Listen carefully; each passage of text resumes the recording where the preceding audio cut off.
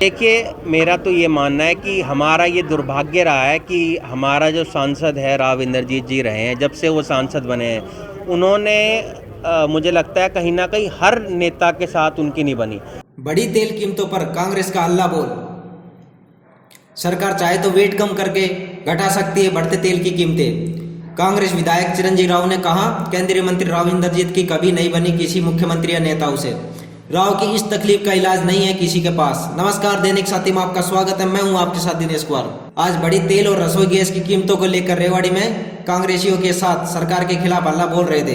विधायक चिरंजीव राव ने कहा कि 4 दिनों में 3 बार बढ़ी तेल की कीमतों और महंगाई ने आम जन की कमर तोड़ दी है और रसोई ने तो रसोई का बजट ही खत्म कर दिया है। सरकार चाहे तो वेट कम करके घटा सकती है बढ़ते तेल की कीमतें, लेकिन मंशा नहीं है इसे कम करने की। वहीं कांग्रेस विधायक चिरंजीव राव ने केंद्रीय मंत्री राव इंद्रजीत पर भी सीधा निशाना साधा। विधायक चिरंजीव राव ने कहा, केंद्रीय मंत्री राव इंद्रजीत जब से सांसद बने हैं उनकी न किसी मुख्यमंत्री से बनी है और न ही किसी अन्य नेता से।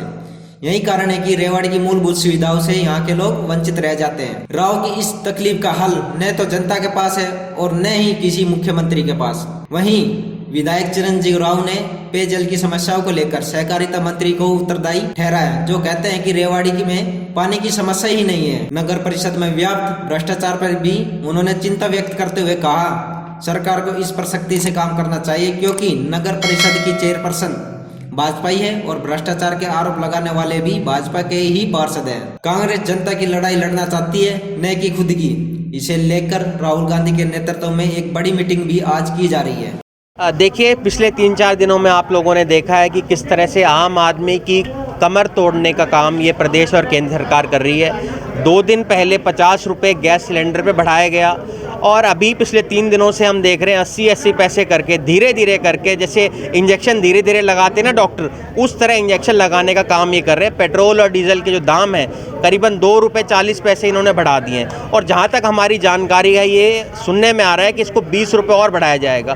तो आम आदमी की जो कमर तोड़ने का काम ये कर रही है, क्योंकि आप जानते हैं जब डीजल का रेट बढ़ते हैं तो सब चीज़ें महंगी हो जाती है, चाहे आपकी सब्जियां हो, फल हो, सब चीज़ से महंगे हो जाते हैं। और 50 रुपये जो ये इन्होंने गैस सिलेंडर के बढ़ाए हैं, कहीं ना कहीं हमारी जो माताएं बहनें हैं, जो गृहिणियां हैं, उनका तो इन्होंने पूरा जो एक एस्टिमेट वो बना के रखते हैं महीने का, उसको पूर्ण रूप से ख़राब कर दिया है। तो मुझे लगता है हम लोग आज ये विरोध प्रदर्शन कर रहे हैं कि जल्द से जल्द गैस डीजल के और सिलेंडर के दाम भी सरकार कम करे।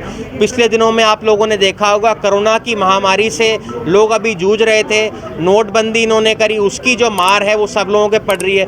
और ये जो गैस डीजल के दाम जो बढ़ा रहे हैं, मैं तो कहूँगा ये जो 5 चुनाव के जो परिणाम आए हैं उसका इनाम देने का काम कहीं ना कहीं ये केंद्र सरकार और राज्य सरकार कर रही है।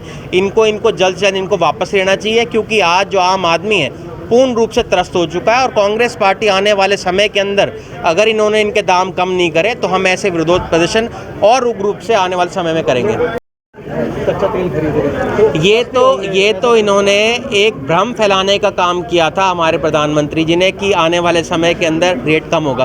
पर आप सभी जानते हैं जब अंतर्राष्ट्रीय मार्केट के अंदर कच्चे तेल की जो कीमतें हैं उनमें इतना उछाल है, इन्होंने ये रोक के इतने दिनों तक ये रखा कि लोगों को पता ना चल पाए। पर आप देखिए, आपने वैट उन पर इतना ज़्यादा लगा रखा है, अगर आप उसको कम करेंगे तो आने वाले समय के अंदर ये कभी भी उसके रेट कम कर सकते हैं, पर इनकी इच्छा ही नहीं है इसको कम करने की। विधायक जी, कई सारे मुद्दे आपने सदन में उठाए, एक पानी का मुद्दा भी उठाया, क्या कुछ है पूरा मामला और क्या कहेंगे? देखिए, पानी का मुद्दा तो आप जानते हैं कि पिछले 1.5-2 साल से हम देख रहे हैं एक दिन एक छोड़ के पानी हमारे रेवाड़ी शहर के अंदर आता है। और मैंने भी बहुत लोगों से सुझाव मांगे थे, भाई आप क्या चाहते हैं कि किन मुद्दों के ऊपर हम लोग उठाए जाएं, आपके मुद्दे उठाएं। और वहाँ पर खुद हमारे बनवारी लाल जी ने स्पष्ट रूप से एक झूठ बोला कि रेवाड़ी के अंदर पानी की समस्या नहीं है। तो मुझे लगता है जब भी वो बावल के अंदर या रेवाड़ी के अंदर आए, यहाँ की आम जनता को उनसे सवाल करने चाहिए कि एक दिन एक छोड़ के जो हमें पानी आ रहा है उसका तो मुझे लगता है कहीं ना कहीं उनको मेरा साथ वहाँ पर देना चाहिए, क्योंकि उनको भी यहाँ के लोगों ने वोट देकर बनाया है। पर कहीं ना कहीं झूठ उनका वहाँ पर बोलना, इससे साफ रूप पर चलता है कि यहाँ के लोगों से उनको कोई सरोकार नहीं है। मैंने तो एक बार फिर वहाँ पर मांग रखी कि जो इनके 50 करोड़ रुपए एलोकेट हुए उसके जल्दी ये लोग ज़मीन एलोकेट करें कहाँ पर इनको बनाना है, ताकि लोगों को जो दिक्कत आ रही है, जो सामना करना पड़ता है, इससे जल्द से जल्द उसको ठीक हो सके। सरकार ने बदलाव किया है भ्रष्टाचार रोकने के लिए। एक हाई पावर कमेटी का गठन भी सीएम की अध्यक्षता में हुआ है। क्या कुछ मानते हैं भ्रष्टाचार को लेकर, क्या प्रतिक्रिया रहेगी? आप देखिए, भ्रष्टाचार तो नागर जी का पिछले दिनों में निकल के आया था, और इनकी भ्रष्टाचार की बातें मैं क्या करें, आप रोज़ देखते होंगे कि इनका जो नगर परिषद है वहाँ पर इनके भ्रष्टाचार के सबूत तो खुद यहाँ के पार्षद दे रहे हैं, और कांग्रेसी पार्षद नहीं, बीजेपी के पार्षद जोर जोर के चिल्ला रहे हैं कि ये सरकार भ्रष्ट है, यहाँ पर काम नहीं हो रहे। तो इनको मैं क्या सबूत दूँ? इनके खुद के पार्षद जो भाजपा के हैं वो आरोप लगा रहे हैं कि पिछले 1 साल के अंदर यहाँ कोई विकास नहीं हुआ, करोड़ों रुपए का भ्रष्टाचार हो गया। तो उनसे सवाल करना चाहिए, और आप लोग तो रोज उनसे सवाल कर ही रहे हैं। अत्री जी को मैं देख रहा था, और भी जितने भी हमारे पत्रकार साथी हैं उनसे आए दिन सवाल कर ही रहे हैं। तो मुझे लगता है आने वाले समय में आप लोगों को तो खुद ये सबूत दे रहे हैं कि कितना भ्रष्टाचार पूरे शहर के अंदर है। कांग्रेस की बात में है, आज जो है दिल्ली में कांग्रेस के आला नेताओं की एक बैठक भी होने जा रही है। क्या कुछ कहेंगे नेतृत्व परिवर्तन को लेकर?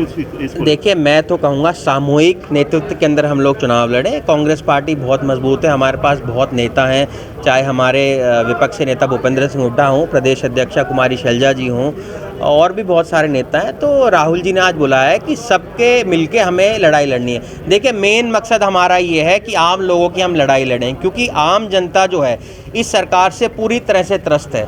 आज महंगाई की मार देख लीजिए, बेरोजगारी की मार देख लीजिए, हर तरह से आज यहाँ के लोग त्रस्त हैं। तो हम सब मिलके लोगों की आवाज़ लड़ेंगे वहाँ पर।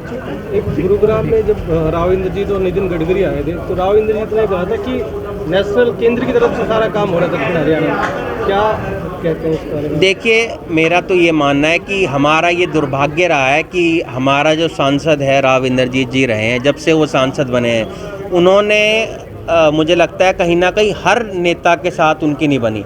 चाहे जब हमारी सरकार रही तो कैप्टन साहब के साथ उनकी नहीं बनी, जब राव नरबीर जी बने तो उनके साथ नहीं बनी, और मुख्यमंत्री तो कोई भी ऐसा अब तक नहीं रहा है इस इतिहास के अंदर जिनके साथ उनकी बनी हो। उसका कारण यही है कि उनको अपनी खुद की लालच है कुर्सी की। उस वजह से वो लोग सबके साथ बना के नहीं रखते हैं। आम लोगों से उनको कोई सरोकार नहीं है।